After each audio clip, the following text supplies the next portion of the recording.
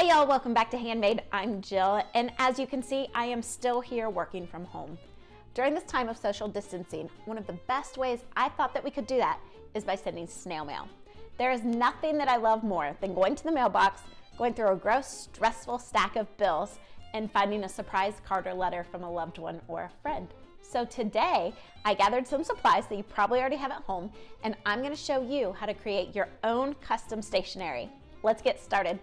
The materials you need for this project are food coloring, bowls, water, blank note cards or paper, and an old towel or paper towels. The first thing I'm gonna do is mix up some colors I wanna use.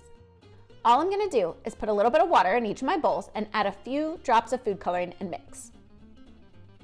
Next, I'm gonna dip the edges I want to be dyed into the color. I'm gonna let most of the water drip back into the bowl and then let the paper dry on paper towels or an old towel. Remember, this is dye, so you don't want to use anything you don't want stained.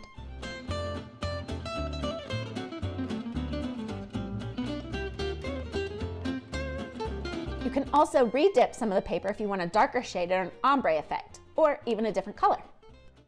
In about an hour, my cards are dry and I actually really like them. Look how these came out. They're really kind of more artsy and just decorative and pretty, but they all came out a little bit different and I like them.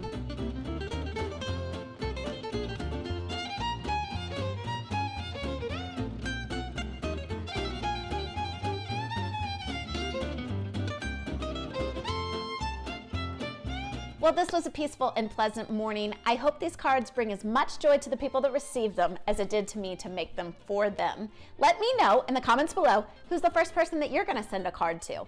Don't forget to give us a like and subscribe. And most importantly, stay home and stay crafty. See you next time.